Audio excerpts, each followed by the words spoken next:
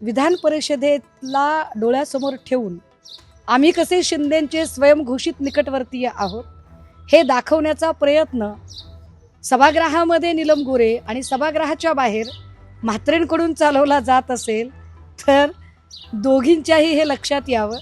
चौथ्या पाचव्या फळीतल्या महिलेने तुम्हाला बघता बघता टेकओव्हर करून किल्ला सर केलाय.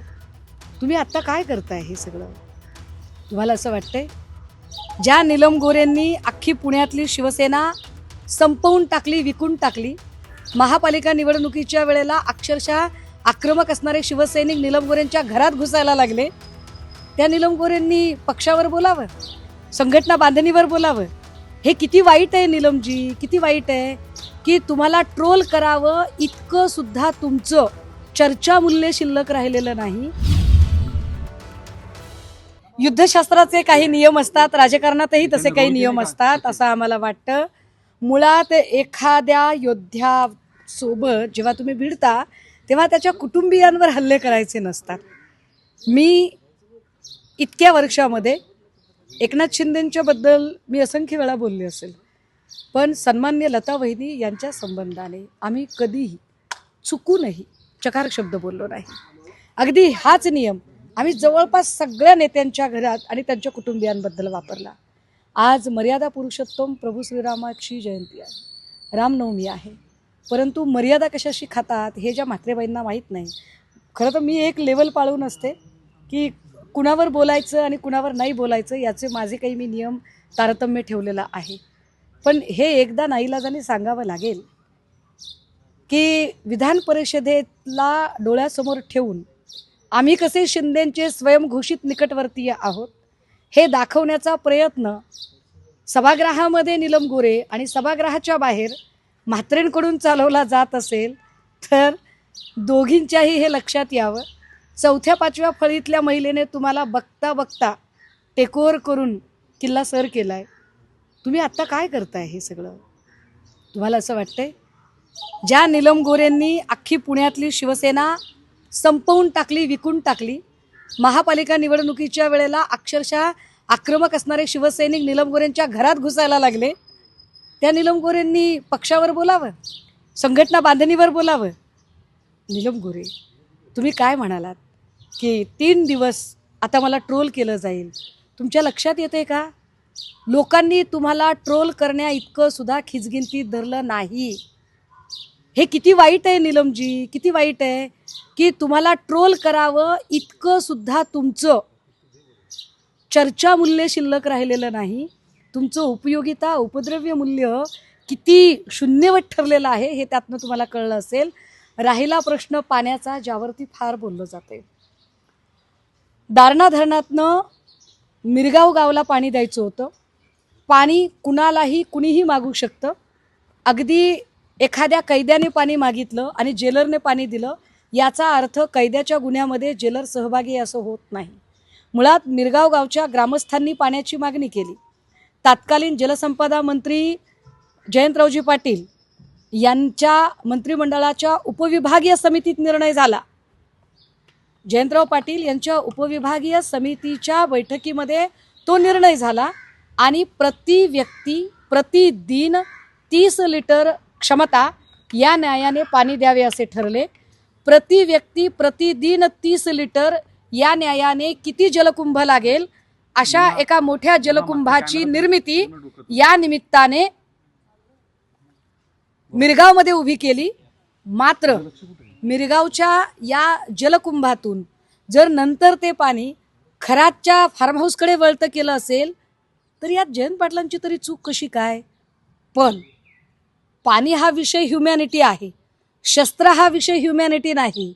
म्हात्रेबाई, बोलायला भाग पाडू नका, नका बोलायला, तेच म्हटलं, बोलायला भाग पाडू नका. 2012ला शस्त्र परवाना कुणी दिला? 2012ला उद्धवसाहेब मुख्यमंत्री नव्हते. त्या शस्त्र परवान्याचं 2024ला नूतनीकरण झालंय, हे पोलीस तपासात निष्पन्न झालंय. 2024ला गृहमंत्री सो कॉल्ड चाणक्य फडणवीस आहेत. म्हात्रेबाई, तोंडात दात असतील, हिम्मत असेल, छाती असेल, फार ताकद असेल तुमच्यामध्ये तर धैर्याने विचारा. 2024ला शस्त्र परवाना कसा दिला मी हे सांगू शकते की ग्रामसभेने पाण्याची मागणी केली आणि चाकणकरांच्या शिफारशीनंतर तत्कालीन जलसंपदा मंत्री जयंत पाटील यांनी पाणी पुरवठ्याची ती जी योजना होती त्यांच्या खात्याच्या मंत्रिमंडळ उपविभागीय समितीने केली. पण शस्त्र परवाना ही काही ह्युमॅनिटीची गरज नाही. 2024ला त्या शस्त्र परवान्याचं नूतनीकरण गृह खात्याने का केलं याच्यावर बोलायची हिंमत ठेवा. राहिला प्रश्न, फार तुम्हाला जर खाजगीला उतरायचं असेल आणि कुटुंबियांवर हल्ले करण्यापर्यंत तुम्हाला पोचायचं असेल तर नका बोलायला. झाकली मूठ लाखाची आणि उघडली तर राखाची. तुम्ही ठरवा मूठ झाकून ठेवायची की उघडायची. ताज का राज काय आहे? ताज का राज काय? मला काय वाटते माहिती आहे का, एखाद्या गाडीतलं रॅलीचं राज काय आहे, ताजचं राज काय आहे, हे सगळं त्यांना जास्त माहिती असेल. कारण ताज कसा असतो, ट्रायडंट कसा असतो, अँटी चेंबर कशा असतात हे आम्हाला काही माहितीच नाही. आम्ही कधी गेलोच नाही ना तिकडे. मी तर कधी म्हणजे अधिवेशन काळात सुद्धा फिरकत नाही.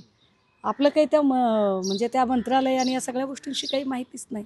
त्यामुळे ज्यांनी ते शब्द प्रयोग केले त्यांना त्याची जास्त माहिती असेल. एका बाजूला तुम्ही म्हणताय झाकली मूठ लाखाची, मात्र तुम्हाला शीतल म्हात्रेंकडून असं म्हणलेलं आहे की मातोश्रीच्या मॅडमची किती चापलूसी करणार. मी तेच म्हटलं की ज्या माऊलीचा काही संबंध नाही का, फक्त शिंदेंना प्लीज करण्यासाठी, शिंदेंना प्लीज करण्यासाठी एवढं सगळं करताय.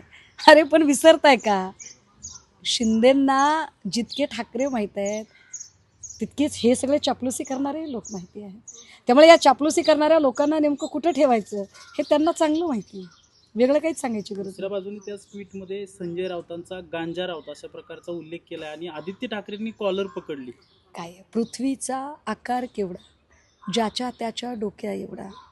माणसं आपल्या बौद्धिक कुवतीनुसार आणि आपला जो एक स्तर आहे वागण्या बोलण्याचा, राहण्याचा, तो स्तर आपल्या बोलण्यातनं दाखवत असतात. म्हात्रेबाईंनी तो स्तर दाखवला आहे. शुभेच्छा, अभिनंदन. राज्यसभेच्या जागेवरून आदित्य ठाकरे आणि संजय राऊत यांच्यामध्ये वाद झाल्यात अशा बातम्या आहेत. नेमकं काय झालं? मी त्याची माहिती घेण्याचा प्रयत्न केला. दिल्लीतल्या काही पत्रकारांशी बोलत होते की ही माहिती नेमकी कुठून आली, कशी आली, आणि तेव्हा मला कळलं की या सगळ्या बातम्या एक टेबल न्यूज चालवल्या गेल्या.